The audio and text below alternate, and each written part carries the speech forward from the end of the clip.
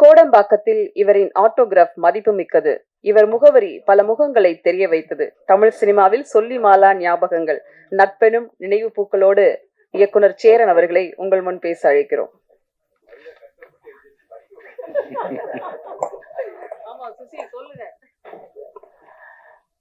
எல்லாருக்கும் வணக்கம்.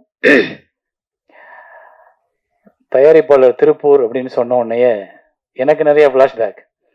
திருப்பூர் ப்ரொடியூசர்ஸ்னு ஒரு டைட்டில் கொடுத்து நீ படம் பண்ண சொன்னால் நான் படம் பண்ணிடுவேன். அவ்வளோ ப்ரொடியூசர்ஸ் நான் பார்த்துருக்கேன் திருப்பூரில். ஆனால் யாருமே ஒருபடியாக படம் பண்ணல.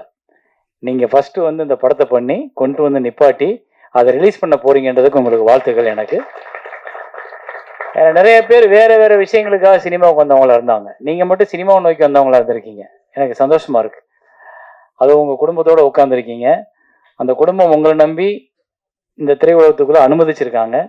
ஸோ அந்த அனுமதிச்சதுக்கு நீங்கள் அவங்களுக்கான கொடுக்குற பரிசுன்றது இந்த திரைப்படத்தோட வெற்றிகளாக இருக்கணும் கண்டிப்பாக. ஸோ அதை நான் விரும்புகிறேன். என்னோட உங்களுக்கு 2 மகள்கள், நான் உள்ளே உட்காந்து பேசிட்டு இருந்தேன். எனக்கு 2 மகள்கள். இவங்க கிட்டத்தட்ட நம்ம சின்சியராக தான் இருப்போம். ஏன்னா நம்ம பொண்டாட்டிக்கு பதில் சொல்கிறோமோ இல்லையோ மனைவிக்கு குழந்தைங்களுக்கு பதில் சொல்லணும் இல்லையா? பாப்பா கேட்கும் அப்புறம் உங்களை. ஸோ ஃபஸ்ட்டு உங்களுக்கு கங்க்ராட்ஸ். நீங்கள் நல்லா பண்ணுங்க தம்பி. இந்த ஃபோனை ஆஃப் பண்ணுங்க தம்பி. அப்புறம் இந்த படத்தோட ஃபர்ஸ்ட் இம்ப்ரெஷன், இந்த படம் நல்லா இருக்கும் போல இருக்கே அப்படின்னு நம்ம யோசிக்கிறதுக்கு முதல் காரணமாக இருக்குது அந்த டைட்டில் டிசைன். அது யார் பண்ணாங்கன்னு தெரியல. அந்த தம்பிக்கு என்னோட வாழ்த்துக்கள். ரொம்ப அழகாக ரொம்ப பிரமாதமாக டிசைன் பண்ணியிருக்காரு. 4th ஃப்ளோர் அப்படின்ற ஒரு சாதாரண பேர் தான் அது. First floor, second floor, third floor, 4th floor, 10,000 எல்லா இடத்துலையும் இந்த வார்த்தைகள் இருக்கும். ஆனால் அந்த 4th ஃப்ளோர்ன்ற வார்த்தைக்கு ஒரு கம்பீரத்தையும் ஒரு டிசைனையும் கொடுத்தது வந்து ரொம்ப அழகாக இருக்குது. அதில் தெரியுது இந்த படத்தோட அட்ராக்ஷன், வெற்றி எல்லாமே. ஏன்னா எல்லாரும் இந்த 4th ஃப்ளோர் ட்ரெய்லர் பார்க்கும்போது இந்த படத்தை பார்க்கணும்னு தோணும்.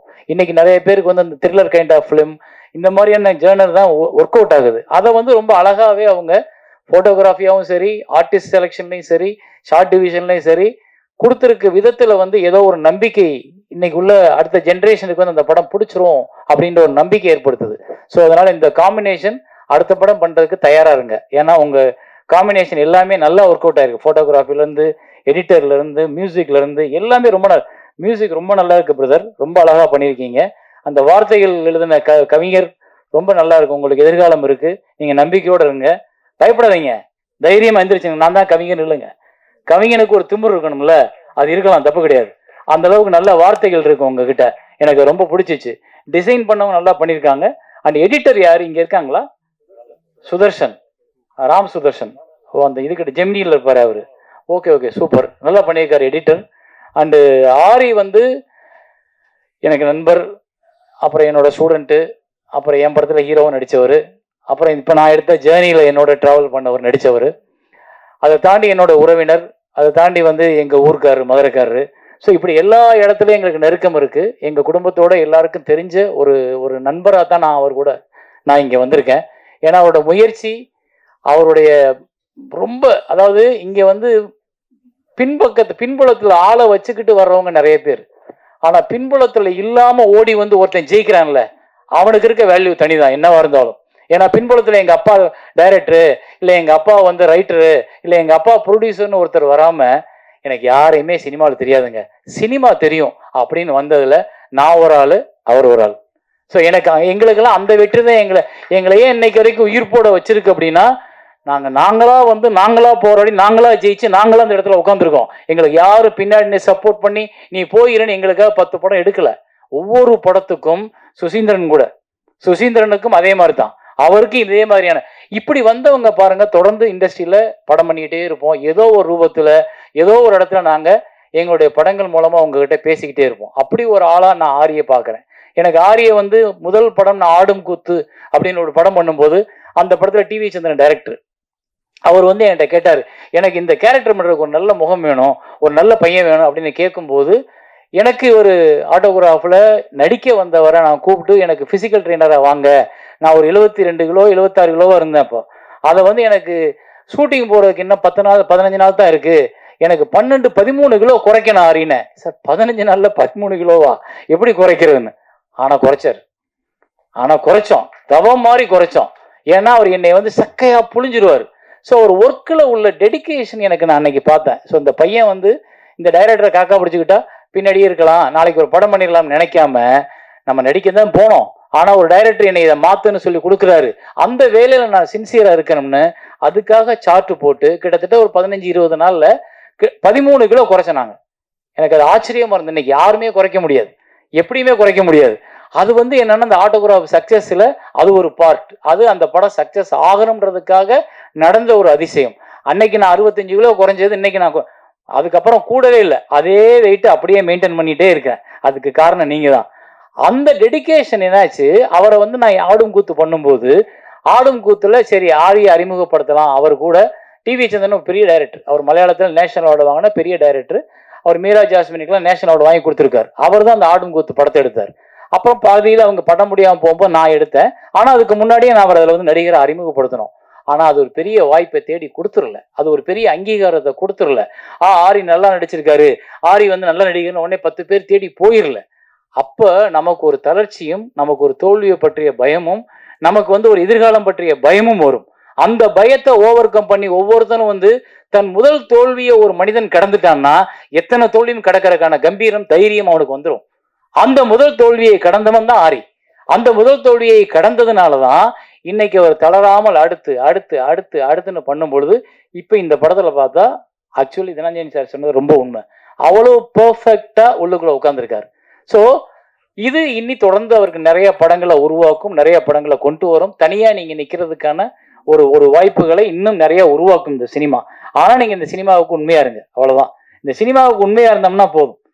ஸோ இதுதான் என்ன எனக்கு நான் உங்களுக்கு கொடுக்குற அட்வைஸ்ன்றது.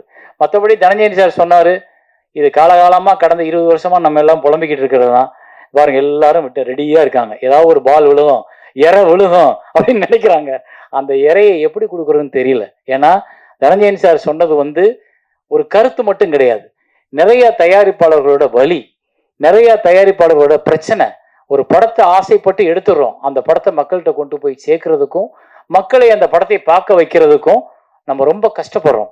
அதுல நீங்க இன்னைக்கு உட்கார்ந்து இருக்கும்போது ராஜா சார் ஜெயிக்கணும் அப்படின்னு நான் ப்ரே பண்றேன்ல, அது காரணம் என்னன்னா ஏற்கனவே வந்த நிறைய தயாரிப்பாளர்கள் ஜெயிக்கல் என்றப்போ அவங்க படுற வலியும் கஷ்டம் எனக்கு நல்லா தெரியும். நான் திருமணம்ன்ற ஒரு ப்ரொடியூசர், ஒரு புது ப்ரொடியூசர் வச்சு படம் பண்ணும்போது அந்த படம் பிரேக் ஈவன் ஆச்சு. இருந்தா கூட எனக்கு அந்த புது ப்ரொடியூசரை பயன்படுத்துறதுக்கு பயம் வருது. ஏன்னா அது அவர் உழைச்ச பணம், அவர் குடும்பம் ஒரு நம்பிக்கையோட காத்திருக்கிற பணம். அவர் ஒரு குடும்பத்துல ஒரு பணத்தை பிடுங்கி ஏதோ ஒரு தாகத்துல நம்ம ஒரு சினிமா ப்ரொடியூசர் அவனை கொண்டாந்து போடுற பணம். ஆனா அதை இங்க ஜெயிச்சு திருப்பி மீட்டு எடுக்கிறதுக்கு அந்த தயாரிப்பாளருக்கு வழி இருக்கான்னா இல்ல.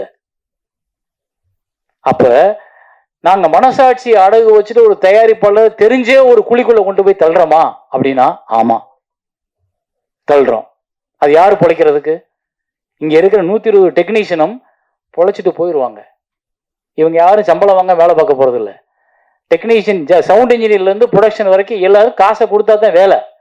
ஆனா அது எல்லாத்தையும் ஒரு ப்ரொடியூசர் திரும்ப வரும்ன்ற கனவுல கொண்டு போடும்போது எல்லாம் வாங்கிட்டு முடிச்சுட்டு நன்றி சார் நன்றி சார் போயிடும். அந்த படத்தை வச்சுட்டு ஒரு ப்ரொடியூசர் தனியா நிக்கிறாரு. இதை எங்கே கொண்டு ரிலீஸ் பண்றது? எத்தனை ஷோ கொடுப்பாங்க, எத்தனை தியேட்டர் கொடுப்பாங்க, எப்ப சொல்லுவாங்க ஷோ இதுன்னு என்னமே தெரியாது. அப்ப இதுக்கெல்லாம் காரணம் என்னன்னா, ஒழுங்குபடுத்தப்படாத சினிமாவிற்குள் நிறைய பேர் முண்டி அடிச்சு ஓடிட்டு இருக்கோம். டெய்லி நம்ம டிராபிக்ல போற மாதிரி எல்லாரும் என்ன இவ்வளவு டிராபிக், என்ன இவ்வளவு டிராபிக் நம்ம கேட்போம் போகும்போது. ஆனா நம்மளும் அந்த டிராபிக்குள்ள ஒரு ஆளா இருக்கோம். அது மாதிரி தான் சினிமா தயாரிப்பு இன்னைக்கு டிராபிக்குள்ள மாட்டிக்கிட்டவங்க மாதிரி எங்க போய் எந்த சிக்னல் என்னன்னு எப்படி திரும்பி எப்படி கொண்டு போய் மக்கள்கிட்ட சேர்ப்போம்ன்றத தெரியாத ஒரு புதிர் இருக்கும்போது இந்த புதிர் விடுவிக்கிறது ரொம்ப சிம்பிள், ரொம்ப சிம்பிள். ஒரு கட்டுப்பாடு, ஒரு ஒழுங்கு, எல்லாரும் பிழைக்கணும்ன்ற ஒரு நல்ல சிந்தனை எல்லாருக்கும் வேணும். அதை தயாரிப்பாளர்கள் ஒன்றுபடுத்த முடியலையா, தயாரிப்பாளர் சங்கம் அதை முயற்சி பண்ணணும். தயாரிப்பாளர் சங்கத்தில் வந்தவொன்னே ப்ரொடியூசருக்கு ஒரு பணத்தை கட்டி 1 லட்ச ரூபாய் எவ்வளோ சார், 1 லட்ச ரூபா கட்டி மெம்பர்ஷிப் போடுறோம். என்ன கேரண்டி? நான் ஏன் இந்த 1 லட்ச ரூபா கட்டணும்? இந்த 1 லட்ச ரூபா கட்டினதுனால எனக்கு என்ன பயன்? நான் உங்ககிட்ட எதிர்பார்க்கறது ஒன்று தானே, என் படத்தை நான் எடுத்துட்டேன் சார், எனக்கு நல்லபடியாக தியேட்டரை ஃபிக்ஸ் பண்ணி ரிலீஸ் பண்ணி கொடுங்க சார்ன்றது மட்டும்தானே ஒரு நான் கேட்குற கேள்வி. எனக்கு நீங்கள் கொடுக்குற பொங்கல் காசு தேவையில்லை, நீங்கள் கொடுக்குற கூட்டம் போட ஒவ்வொரு விஷயம் எனக்கு தேவையில்லை. எல்லாரும் கூட்டம் அட்டன் பண்ண முடியாது. நீங்கள் பாதுகாப்பாக ஒன்றை வச்சு அதில் தலைவர், செயலாளர், பொருளாளர்னு உட்காந்துருக்கீங்க. அப்போ நீங்கள் இதை சிரத்தையோட அடுத்து எந்த கட்டத்துக்கு கொண்டு போகணும்? சரி, தயாரிப்பாளர்கள் சொன்னால் தியேட்டருக்காரங்க கேட்கல, தியேட்டருக்காரங்க அவங்களோட லாபத்தையும் அவங்களோட வருமானத்தையும் அவங்களுக்கு தியேட்டர் டெய்லி ஃபில் ஆகணுன்றதை மட்டும்தான் பார்க்குறாங்களே ஒழிய இது ஒரு நல்ல படம், இதை திரையிட்டுருவோம், இதுக்கு ஒரு வாரம் டைம் கொடுப்போம்னு யோசிக்கிறது இல்லை. ஏன்னா முன்னாடியெல்லாம் ஃபிக்ஸட் ஹையர் அப்படின்னு ஒரு சிஸ்டம் இருந்தது. ஒரு வாரத்துக்கு தியேட்டரை நான் வாடகைக்கு எடுத்துட்டு என் படத்தை ஓட்டிக்கலாம். ஒரு வாரத்துக்கு அப்புறம் ஹோல்ட் ஓவர் விழுகலைன்னா அவன் தூக்கிடலாம். அதை விட்டுட்டு இன்னைக்கு 70-30 65-55 வந்ததுக்கு அப்புறம் அவங்க லாபம் சம்பாதிக்கிறது தயாரிப்பு லாப சங்கியா மட்டும் பாக்குறீங்க. யாரு சம்பாதிக்கிறீங்க? மெயினா இருக்கிற ஒரு 10 ப்ரொடியூசர், 10 நடிகர்கள், 10 டைரக்டர்ஸ் பண்ற படங்கள் மட்டும்தான் ஓடுது. சின்ன பிள்ளை தெரியாமலே கை தட்டுது. நீங்களாம் தட்ட மாட்டீங்க, ஏன் நடிகர்கள் நமக்கு நாளைக்கு வேணும். அப்போ அந்த பெரிய நடிகர்கள் பட்டமே ஓடுது, அவங்களுக்கு மட்டும்தான் தியேட்டர் கிடைக்குது அப்படின்னா அப்ப சின்ன தயாரிப்பாளர்கள் என்ன பண்ணணும்? சரி, ஓடிடின்னு ஒரு பெரிய நம்பிக்கை வந்துச்சு. அந்த நம்பிக்கை என்னாச்சு? நம்மளை பூரா தூக்கி உள்ள சப்ஸ்கிரைபரா போட்டதுக்கு அப்புறம் அவங்க சொல்லிட்டா நாங்க படம் வாங்குறது இல்லை, இனிமே நீங்க தியேட்டர்ல ஓட்டிட்டு கொடுங்க. அப்பா தியேட்டர் ஓட்டல இருந்தாப்பா உங்ககிட்ட வர்றோம், நீ வாங்க மாட்டேன்னா அப்ப நாங்க என்ன பண்றது? அப்ப இங்க ஒரு முறைப்படுத்துறதுக்கு ஒரு அதிகாரம் வேணும். அந்த அதிகாரம் எங்க இருக்குன்னா அரசாங்கத்துக்கிட்ட இருக்கு. அரசாங்கம் எல்லாரும் வரி கட்டுறோம், நானும் வரி கட்டுறேன், இந்த படத்தை வேலை பார்த்தவங்க வரி கட்டியிருப்பாங்க, இந்த தயாரிப்பாளர் இவ்வளவு செலவுக்கு வரி கட்டியிருப்பாரு, இந்த வரி ஒரு அரசாங்கத்துக்கு போகுது. அரசாங்கத்துல சிறு தயாரிப்பாளர் இருந்து பயன்படுது அப்படின்றப்போ அந்த சிறு தயாரிப்பாளர் வெளியே வந்து பிழைக்கிறதுக்கு ஒரு வழியை அரசாங்கம் ஏற்படுத்தி கொடுக்கணும். அது அரசாங்கத்தின் கடமை. வரி வாங்குறதுக்கு நீங்க கட்டாயப்படுத்துறீங்கன்னா அப்ப நான் பிழைக்கிறதுக்கு ஒரு வழியை உருவாக்கி கொடுங்க, அது உங்கள் கடமை. அப்ப அந்த இடத்துக்கு நீங்க கூப்பிட்டு பேசுங்க. சிறு நீங்க தான் தியேட்டர் கூட வச்சிருக்கீங்க, உங்க கண்ட்ரோல்ல நிறைய பேர் வந்து அந்த ஒரு 10 பேர் தான் கண்ட்ரோல் பண்ணிருக்காங்க தியேட்டர்ஸை. அப்ப நாங்க சொன்னா அவங்க கேட்க மாட்டாங்க. அப்ப நீங்க என்ன பண்ணணும்? எம்ஜிஆர் அப்படின்னு ஒரு முதலமைச்சர் இருந்தார் முன்னாடி. அவர் நம்ம ஊர்ல வந்து டப்பிங் படங்கள் நிறைய வந்துகிட்டு இருந்துச்சு. அந்த டப்பிங் படங்கள் வரும் பொழுது தமிழ் படங்கள் காணாமல் போகிற வாய்ப்பு உருவாச்சு.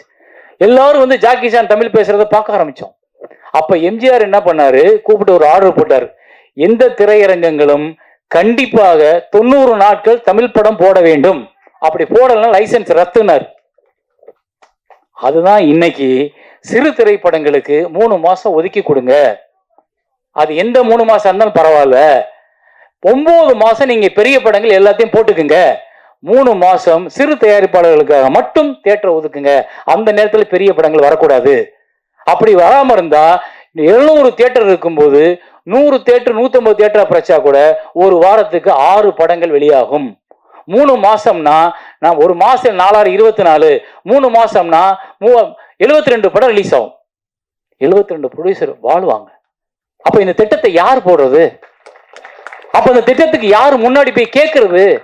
நான் மட்டும் போய் கேட்டேன்னா நான் ஒரு அரசாங்கத்துக்கு எதிரான ஆவேன். ஆனா என் கூட்டமா போய் நம்ம கேட்டோம்னா அரசாங்கத்துக்கான பிரச்சனையா அது மாறும். அப்ப அவங்க ஒரு வாரம் போட்டுக்குங்க, ஒரு தயாரிப்பாளர் ஒரு வாரத்துக்கு நீங்க கூலி கட்டுங்க, தியேட்டருக்காரங்க நஷ்டப்பட வேண்டாம், நீங்க ஒரு வாரத்துக்கு என்ன கூலியோ வாங்கிக்கிறீங்க அப்படின்னு சொல்லும் பொழுது தியேட்டருக்காரத்துக்கு நஷ்டம் இல்லை, அரசாங்கத்துக்கு நஷ்டம் இல்லை, தயாரிப்பாளர்கள் 72 படத்தை ரிலீஸ் பண்ணிட முடியும். இந்த திட்டத்தை பேசுறதுக்கு யாருக்கு தெரியாம இல்லை? தனஞ்சனி சாருக்கு நல்லா தெரியும் இந்த மாதிரி ஸ்கீம் நல்லா இருக்குன்னு. ஆனா யாரு போய் பேசுறது? அப்ப நான் பகச்சுக்கிறோம்ன்ற பயம் எதுக்கு? நான் ஏன் ஊர்ல நான் பொழைக்கிறதுக்கு நான் வரியை கட்டிட்டு நான் உனக்காக கஷ்டப்பட்டு அரசாங்கம் நல்லா இருக்கணும்னு என் வரியை பூரா கட்டிவிட்டு நான் பொழைக்கிறதுக்கு முன்னவன் உங்ககிட்ட கேட்கறதுக்கு நான் ஏன் யோசிக்கணும்? யோசிக்க கூடாது. நான் இங்கே இதை பேசுறது கூட இது எப்பவாவது ஒரு பக்கம் அரசாங்கத்துக்கு அதுல விழுகும். அரசாங்கம் என்ன பண்ணும்? இப்போ தயாரிப்பாளர் சங்கத்தை கூப்பிட்டு சேரன் படி பேசினாராமே, அது என்ன கருத்து, வாங்க உட்காந்து பேசணும்னு கூப்பிட்டுச்சுன்னா நான் இந்த மேடையில் இன்னைக்கு கலந்துக்கிட்டதுக்கு எனக்கு பிரயோஜனம் உண்டு. தேங்க்யூ.